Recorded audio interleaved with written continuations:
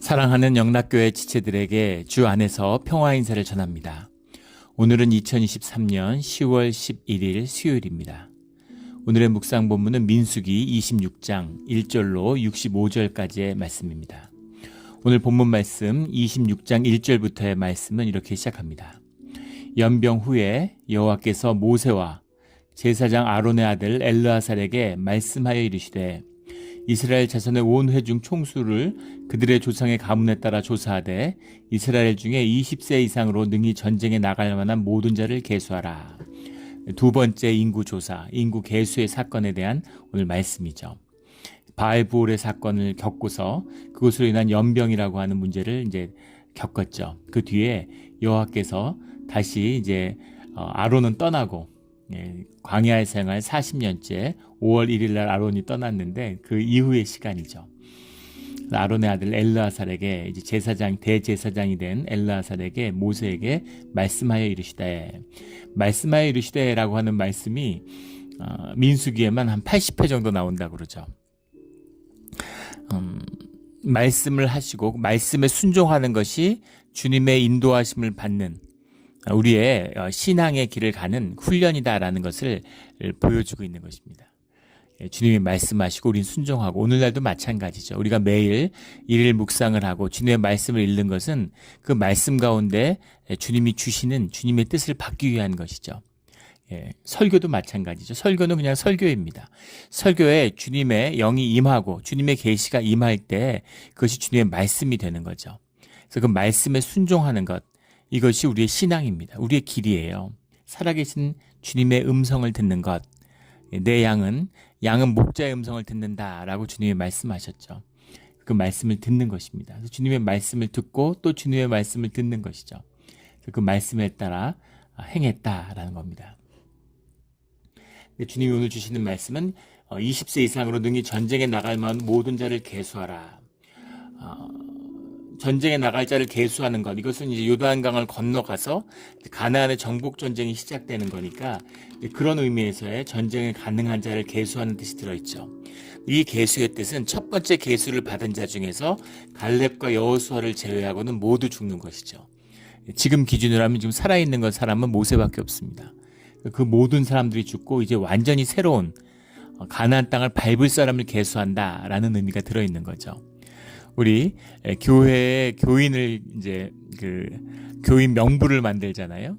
그래서 우리가 공동의회를 하면 이 교인 명부를 확정하죠. 우리가 교인 명부를 확인하지는 않죠. 우리 평소에 무슨 예산 결산할 때는 그렇게 하지는 않지만 우리가 임직 선거를 하거나 이럴 때는 교인의 명부, 자격이 없는 사람이 투표하면 안 되니까 그 교인 명부를 연초에 확정합니다. 그런 것처럼 그 가나안이라고 하는 가나안 정복이라는 사건에 참여할 자들의 숫자를 계수한다라는 의미가 있죠. 꼭 전쟁을 위한 병력 동원의 의미, 물론 그것도 의미가 있겠지만 그런 의미만은 아닙니다. 미디안의 전쟁이나 여리고의 전쟁이나 병력이 그렇게 많이 필요하겠어요. 60만인데 미디안 전쟁 할 때 12,000명이면 끝나는 거죠. 이 지파별로 한 1,000명씩만 모아가지고 해도 충분히 이기는 전쟁입니다.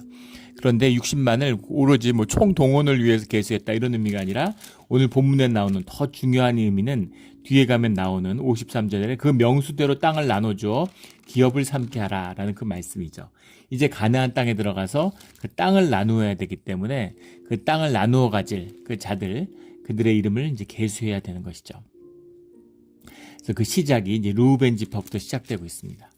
루벤 지파, 시므온, 갓 이렇게 나오는데 루벤은 이미 그 아버지의 첫 비라와의 사건 때문에 장자의 명분을 잃어버렸죠. 장자의 대접을 못 받아요. 근데 루벤과 그 다음에 왜 그 시므온 갓이 나왔을까? 형제 순서도 아니고 이거 무슨 순서냐? 이 무슨 순서일까요? 세 지파씩 네 진영을 나누어 가지고 행군하고 있죠. 그래서 그 기에 묶여진 그 진영별로 이제 세 지파씩 묶여 나오는 겁니다. 12지파가 늘 세 지파씩 뭉쳐 있고 한 기 아래 함께 통솔되고 있죠. 우리 군대에 가면 전우조라고 그래서 30명이 한 소대다, 36명이 한 소대다 이러면 3명씩 전우조를 묶잖아요. 훈련소 같은 데서부터. 그런 것처럼 이게 전우조처럼 이렇게 조를 항상 셋씩 묶어서 이렇게 다니죠. 예수님이 12제자를 데리고 있는데 12제자도 이 12지파처럼 3명씩 이렇게 조를 이루고 있는 겁니다. 예수님이 다닐 땐 늘 베드로, 요한, 야고보 이렇게 셋을 데리고 다니죠. 그것이 이제 이 지파의 의미에 이 셋이 한 조를 이루었다라는 뜻이 들어있는 겁니다. 그 셋을 데리고 다닌 건 셋이 특별히 사랑받았기 때문이다. 뭐 이제 그런 해석도 있고, 또는 그 셋이 다 다혈질이기 때문에 두고 다니면 사고 칠까봐 그래서 셋을 데리고 다녔다. 뭐 이런 해석도 있는데, 그 셋이라고 하는 거, 셋씩 묶어가지고 진을 짜는 이제 그런 조의 의미가 들어있다. 이렇게 보면 되겠습니다. 그들이 같이 움직이고 있는 거죠. 그래서 뭐 시므온 갓지파, 유다 지파, 이사갈 지파, 스불론 지파, 므낫세 지파 이렇게 지파들이 쭉 우리 너무나 잘 아는 것처럼 요셉은 그 장자의 명분을 받았죠. 그래서 므낫세와 에브라임 두 지파, 두목, 장자의 분깃은 두 몫이죠. 그래서 므낫세와 에브라임 두 지파를 이루게 되는 겁니다. 그리고 레위 지파가 그 제사장의 지파로서 빠지게 되는 거죠. 우리 수없이 나누어서 잘 알고 있는 그 내용입니다. 38절에 베냐민 지파, 단지파, 아셀 지파, 납달리 지파. 단지파는 가장 북쪽에 있는 땅을 차지했고 그곳의 이름을 자신들이 정복한 땅의 이름을 단이라고 했기 때문에 늘 나오는 부활세배에서 단까지라고 하는 그 단의 이름이 단지파에서 나온 것이죠. 아셀 지파는 풍요를 약속받았는데 야곱의 축복으로 가장 풍요로운 지중해 연안의 땅을 물려받은 그 지중해와 그 땅을 물려받았죠. 이제 그런 그 지파들의 땅의 이름들이 쭉 나오는 겁니다. 그런데 여기 보면은 재밌는 것은 루벤 지파 가운데에서 8절에 보면 발루의 아들은 엘리압이요 엘리압의 아들은 느무엘이요 나단과 아비람이라. 나단과 아비람은 회중 가운데 부름을 받은 자들이니 고라의 무리에 들어가서 모세와 아론을 거슬러 여호와께 반역할 때 고라는 죽었고 고라의 아들들은 죽지 않았다. 고라의 사건, 가장 아픈 사건이죠. 이 사건의 얘기를 계속 다뤄요. 이게 얼마나 치욕적이고 모욕적이겠습니까? 누군가를 소개하는데 저 사람은 이완용의 손자야. 이런 식으로 얘기하는 거나 마찬가지죠. 정말 손자는 정말 너무 고통스럽지 않겠습니까? 그런데 고라의 아들들은 죽지 아니하였다. 고라의 사건을 이야기하지만 그 사건은 굉장히 심각한 사건이죠. 이것은 모세와 아론에게 대든 사건이 아니라 주님께 대든 사건이기 때문입니다. 이들이 심판을 받았어요. 그러나 그렇다고 해서 12지파에서 쫓겨난 것이 아닙니다. 이스라엘에서 완전히 끊어진 것이 아니고 심지어 고라의 아들들도 살아남았다는 거죠. 고라의 죄를 같이 덮어쓰지 않았다는 겁니다. 그래서 구원에 심판을 받는다는 것과 구원에서 제외된다는 것은 전혀 다른 얘기예요. 벌을 받는다는 것과 학교에서 벌을 받을 수 있죠. 한국은 벌을 주잖아요. 한국에서는 벌을 줍니다. 벌을 주는 대신에 아이를 품죠. 미국은 체벌 같은 게 금지되어 있고 애들 야단 안 쳐요. 그런데 애들이 사고 치면 바로 퇴학시켜버리죠. 그런 걸 생각해 보시면 될 거예요. 예전에 처음 유학 왔을 때 같이 공부하던 친구가 터키에서 유학 온 친구가 있었는데 기숙사에 같이 살던 친구가 근데 이제 그 친구도 결혼해서 애가 있었는데 애가 일찍 결혼을 해가지고 애가 초등학교를 다니고 있었습니다. 초등학교를 갔는데 이제 터키에도 데리고 왔으니까 혹시 왕따 당하면 어떡하나 이래가지고 애를 1년 꿀려서 보냈어요. 보통 그렇게 하잖아요. 언어 문제도 있고 이러니까. 그런데 애가 옆에 내 연필을 부러뜨렸다든가 뭐 그런 거예요.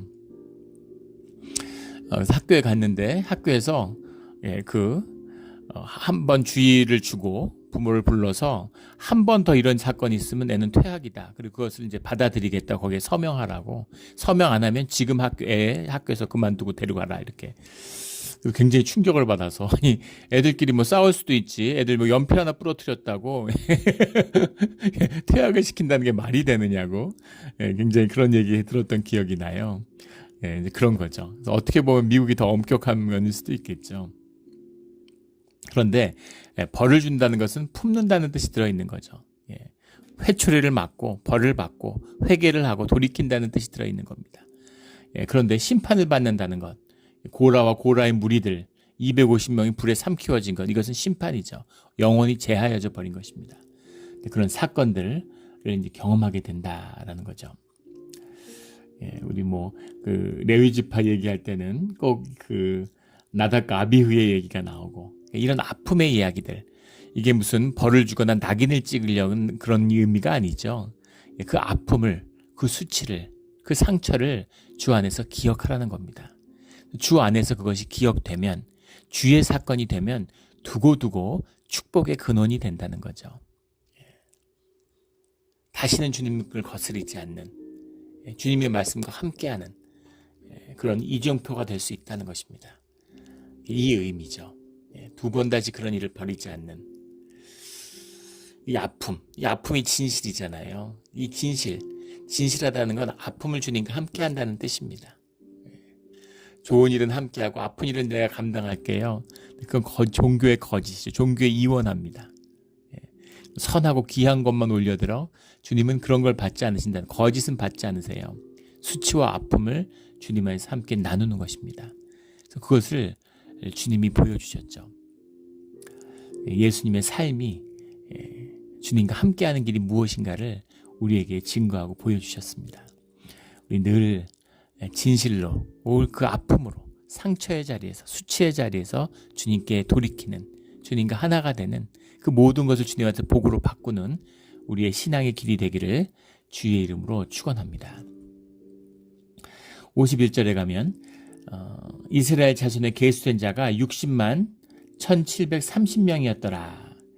60만 1730명인데 이것이 1차 계수 때 60만 3550명하고 비교하면 1820명이 줄어들었습니다. 40년이 세월이면 벌써 일찍 애를 낳으니까 3세대가 지났는데, 나와서 태어난 애가 애를 낳고 나와서 태어난 사람 중에 손주 본 사람이 나올 수 있었다는 것이죠.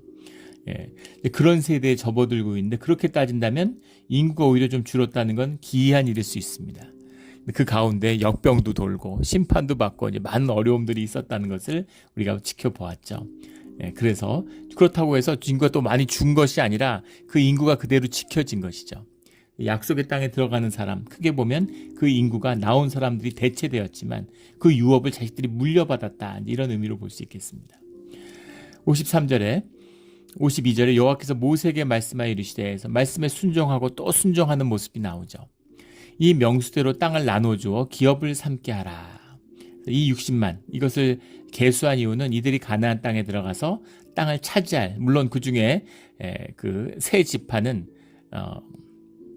므낫세 반지파, 시므온, 루벤은 이제 그 요단강 동편의 지파를 먼저 이제 나누어 받았지만, 그렇게 이제 들어가서 나누어 받을 그 지파의 수를 이제 나누어서 받게 되는 거죠.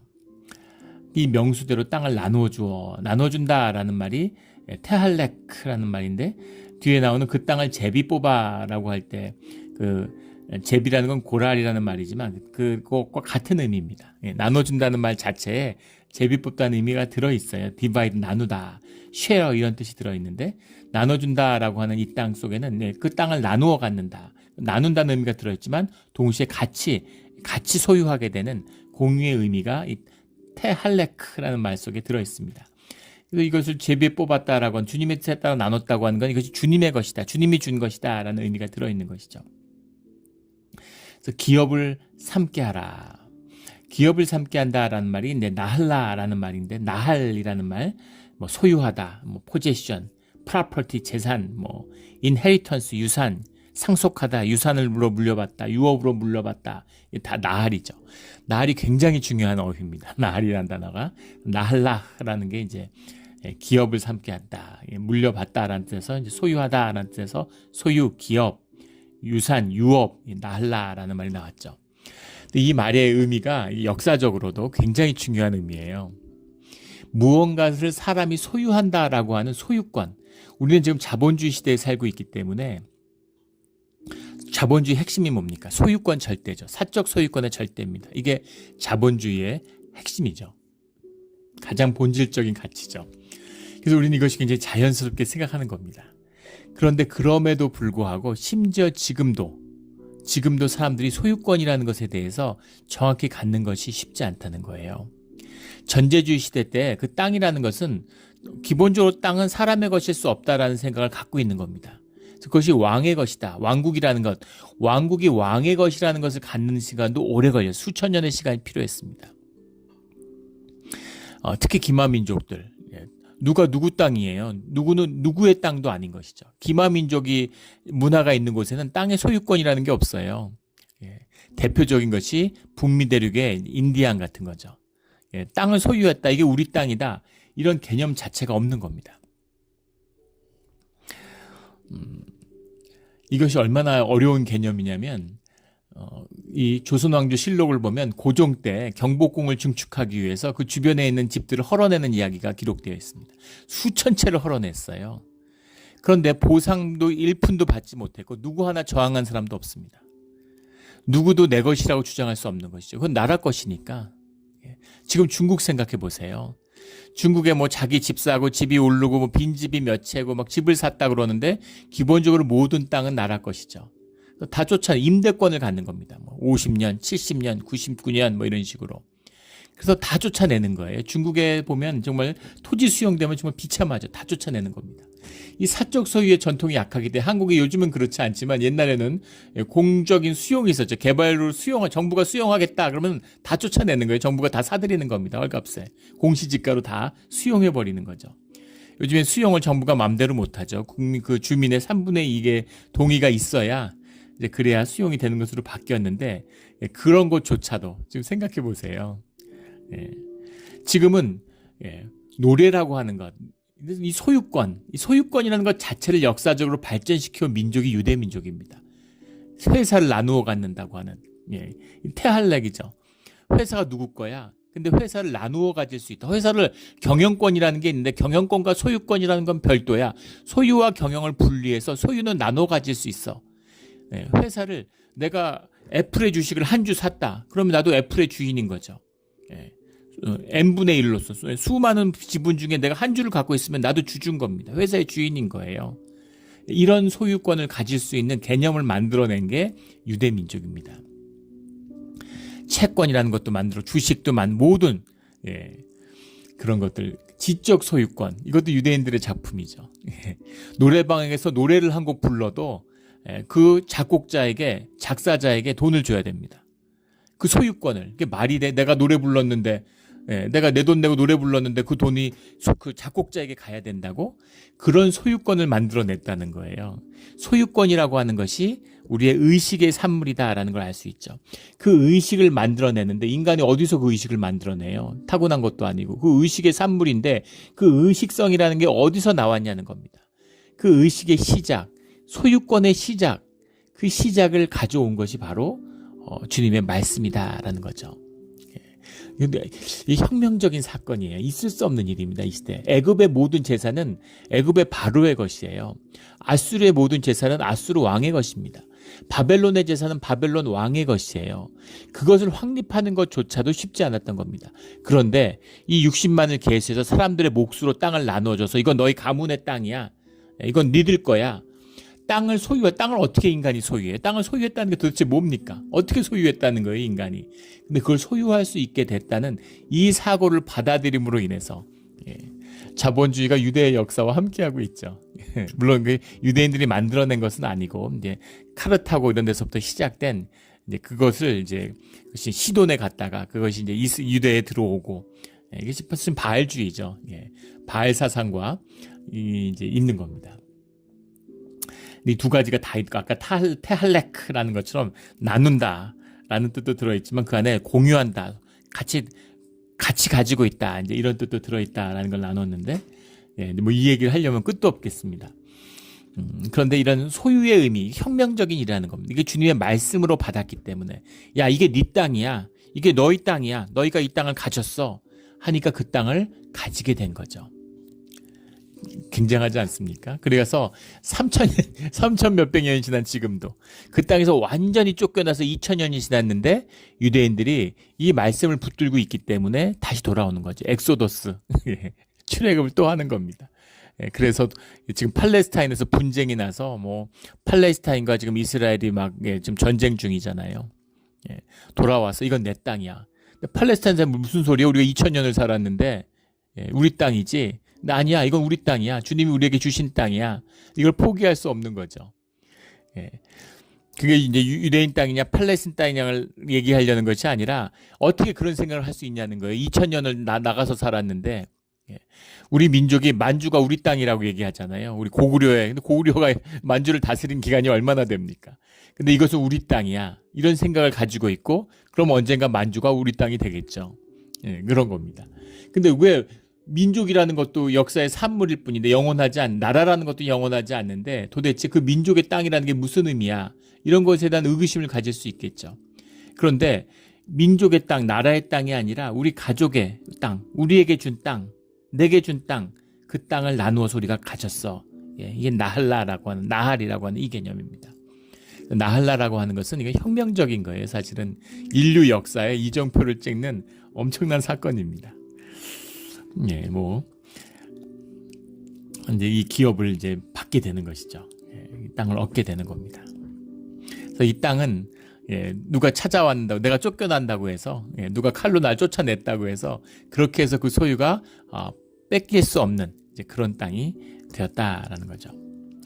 54절에 수가 많은 자에게는 기업을 많이 줄 것이요 수가 적은 자에게는 기업을 적게 줄 것이니, 일단 지파별로 땅을 먼저 나누는데 많은 사람들이 많은 곳에는 땅을 좀 많이 주고 적은 자에게 많이 줘라. 가족끼리 이렇게 나눌 때에도 그 땅들을 이렇게 그 숫자에 따라서 그렇게 나누어 줘라, 그런 얘기입니다. 그런데 55절에 오직 그 땅을 제비 뽑아 나누어, 제비를 뽑는다는 것, 모든 것을 제비를 뽑는다는 의미가 아니라 많은 자에게 많이 주고 적게 주는 적게 주는데 많은 자들끼리도 적은 자들끼리도 어떻게 땅을 나눌 것인가에 대한 문제가 있는 거죠.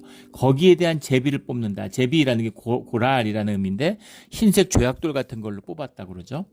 제비 뽑는다라는 말도 우리말에도 제비라는 말이 이제 잡이, 잡다 이라는 말, 잡이에서 이제 제비가 나왔다 이렇게 이야기하는데, 뭐 신대 뽑기, 신대잡이, 점복점, 점장이들이 이렇게 통나무, 대나무 통나무에다가 이렇게 점괘를 이렇게 넣어가지고 그 점괘를 거기서 뽑는 것이죠. 거기서 잡는다 해서 제비가 제비에서 제비 뽑기가 됐다 이런 얘기인데, 그게 이제 가장 유력한 설입니다. 제비에 대한 정확한 어원에 대해서는 이제 알 수 없죠. 여러 가지 논란이 있는데 제비에서 왔다, 자비에서 왔다 이제 이런 거죠. 제비를 뽑는 겁니다. 오직 고랄이라고 하는 그 제비를 뽑아요. 여기서 근데 본문에 보면 이제 세 가지 원칙이 있다는 것을 보게 되죠.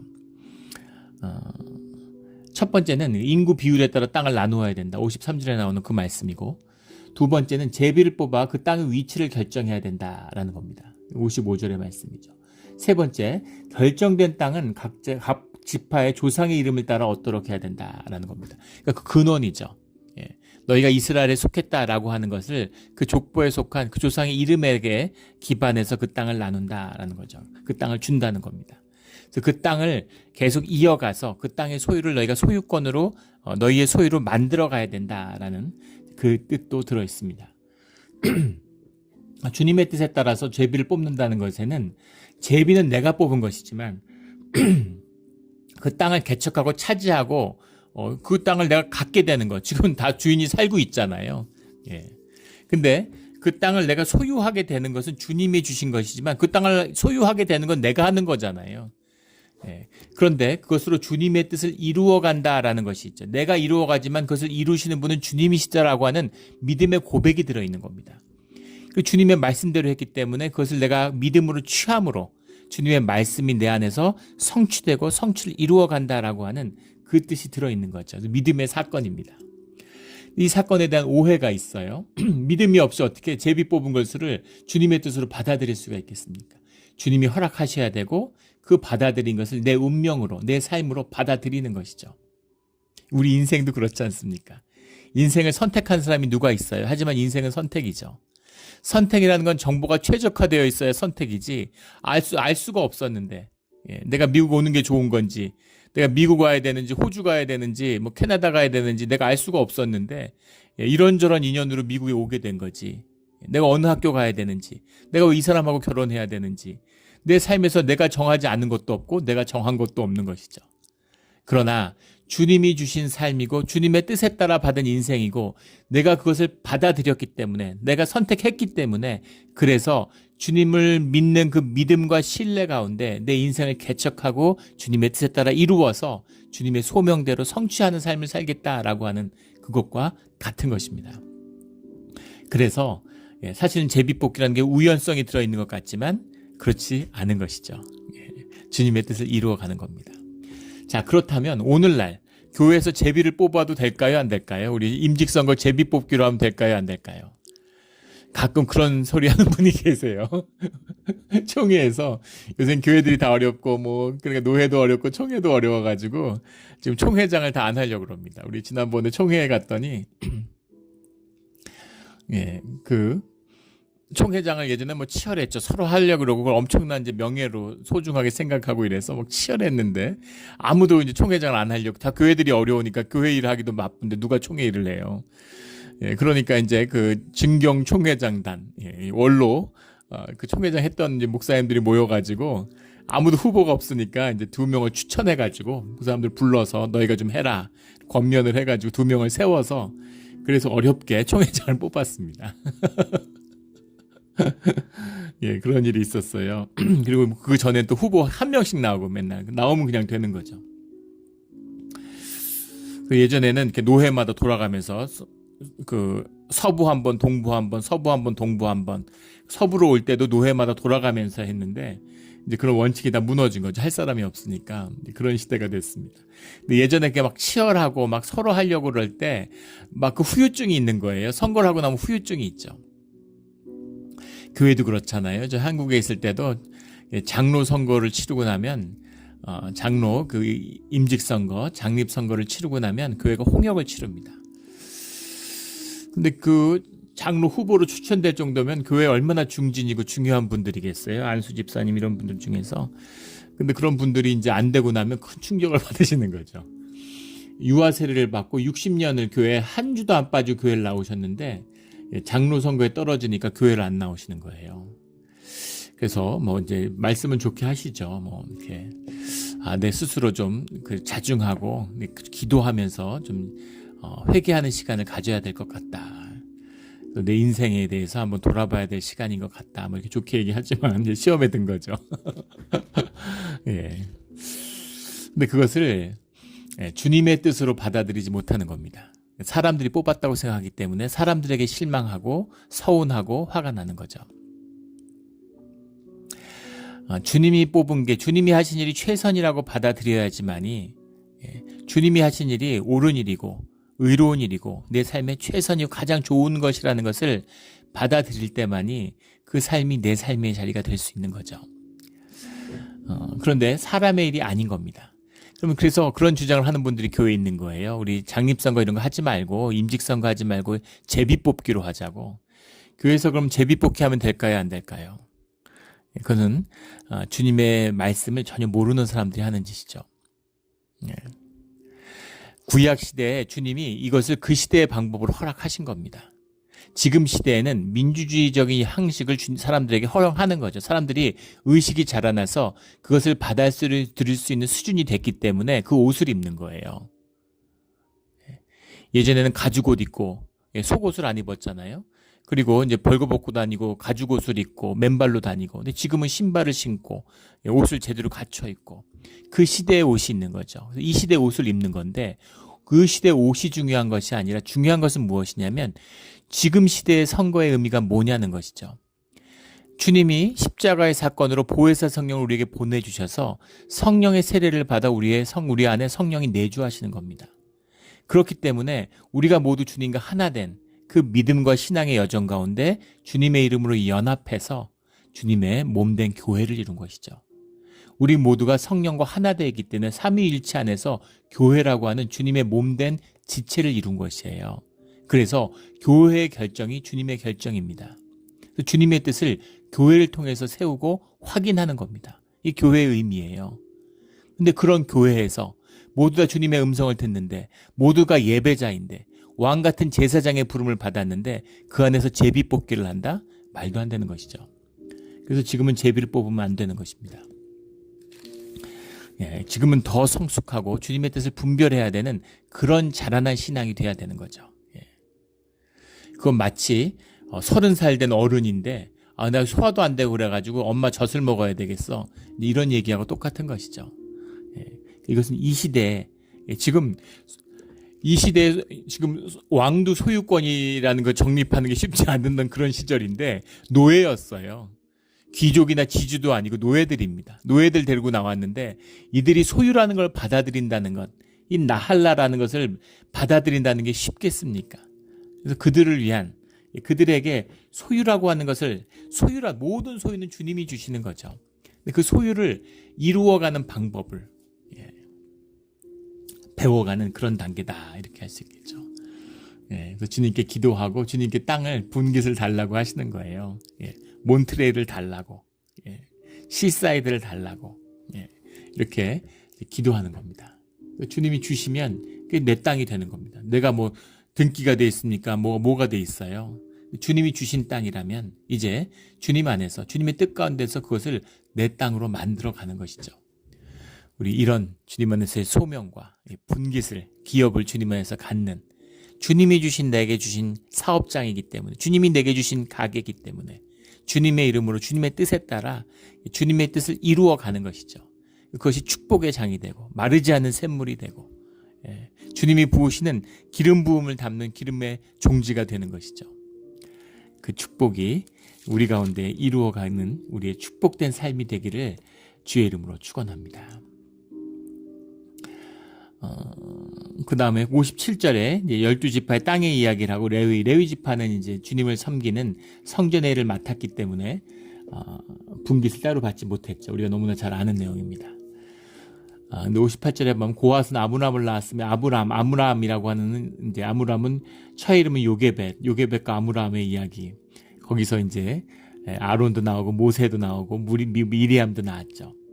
근데 문제는 하나 여기서 볼 것은 뭐냐면 58절에 나오는 3장 27절 28절에 보면 고핫의 자손이 1개월 이상의 남아가 처음에 인구조사를 할 때 8,600명이었다고 나옵니다.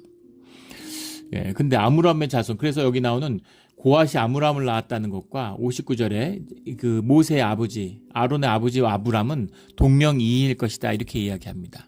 뭐 그럴 수도 있죠. 똑같은 이름을 좋은 이름 계속 쓰고 우리 교회도 그렇잖아요. 무슨 모세, 요셉이 베냐민, 제이콥, 미국에서 제일 많은 이름이 마크, 제이콥, 다 그런 이름이잖아요. 매튜, 전부 다 이제 성경에 나오는 이름들을 계속 쓰는 거죠. 그러니까 같은 이름이 반복될 수도 있겠죠. 그러나 그렇지 않을 수도 있습니다. 왜냐하면 지금 이 첫 번째 인구 조사를 할 때 이미 나올 때 80이었잖아요. 모세가. 그리고 10세, 15세, 13세, 14세, 15세면 애를 낳기 시작합니다.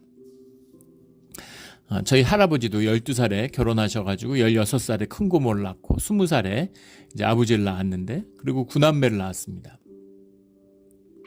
근데 이제 처음에 결혼해갖고 이제 4남매를 낳고 할머니 돌아가시고 다시 재혼해서 5남매를 낳으신 거예요.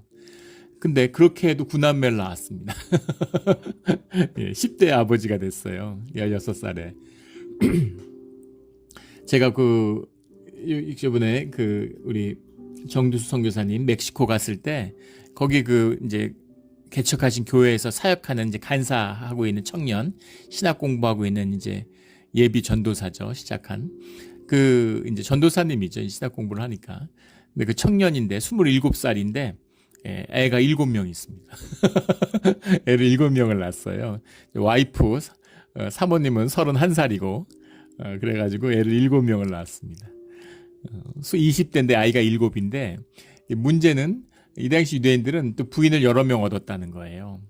이것이 물론 이제 주님의 뜻에 따른 것은 아니지만은 그래도 하여간 우리가 야곱을 봐도 그렇고 자식들을 부인을 여럿을 낳았다 그러면 모세가 살아서 이 아므람의 후손들이 이렇게 8,600명이 충분히 될 수 있다는 겁니다. 그 계산을 해보면 충분히 가능하다고 그래요.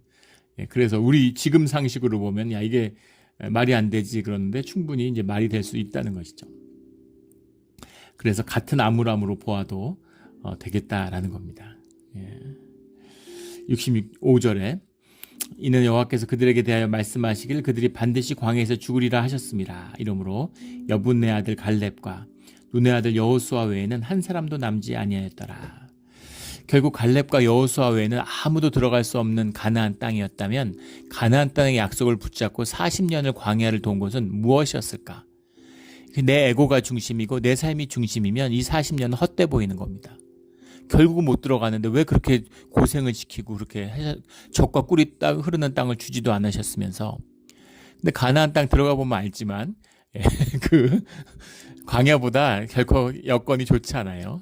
광야에서는 그냥 행진만 하면 됩니다. 거기다 먹는 거 다 주님이 주셨어요. 전쟁할 필요도 없습니다. 농사질 필요도 없어요. 말씀을 순종하는 훈련만 하면 되는 겁니다. 마치 교회 처음 나와가지고 그 새신자 교육 받을 때 이런 거나 마찬가지죠. 그런데 광야에 들어가면 평지를 살던 사람들, 수백 년간 평지에 살던 사람들이 산지에 살고 해보지 않았던 농사를 짓고 그리고 전쟁을 하고 싸워야 됩니다. 자기보다 훨씬 더 센 민족을 주님의 이름으로 밀어내야 돼요. 그것을 위한, 그것이 축복의 길인 것을 믿고 주님이 주신 복과 젖과 꿀이 흐르는 땅으로 만들어가는 것이죠.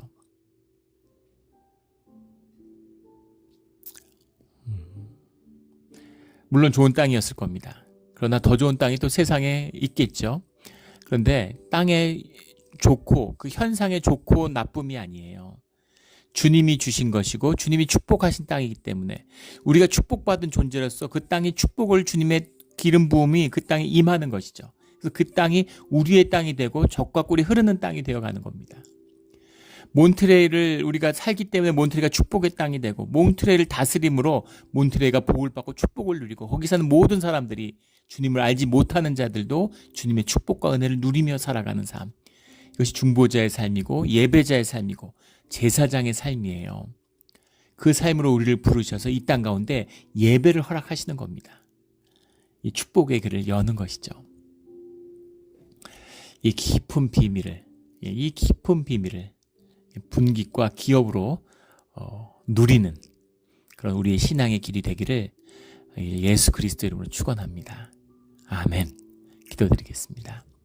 하나님 아버지 감사합니다. 우리 민수기의 말씀을 통해서 이제 가나안 땅 그 오랜 시간 약속을 받고 많은 시련과 어려움 속에서 훈련을 받으며 주님의 약속의 땅에 눈앞에 와 있습니다. 오늘 우리의 삶이 그런 것 같습니다. 주님. 주님의 약속과 말씀을 믿고서 주님을 따라서 여기까지 왔습니다. 주님, 광야에서 죽는 자가 아니라 믿음으로 가나안 땅에 한번 들어가는 그런 주의 자녀가 되기를 소원합니다. 주님, 설령 그 땅에 주님의 뜻 가운데 가지 못할지라도 모세와 같이 그 땅을 한번 보는 자가 되기를 원합니다. 주여 아버지여, 설령 그것을 보지 못할지라도 우리의 삶 가운데 끝까지 주님의 말씀에 순종하며 주님의 좋으신 뜻을 믿고 따르는 순종하는 자가 되어서 자자손손이 복을 누리는 복의 근원이 되게 하여 주시옵소서. 감사드리며 예수 그리스도의 이름으로 기도드렸습니다.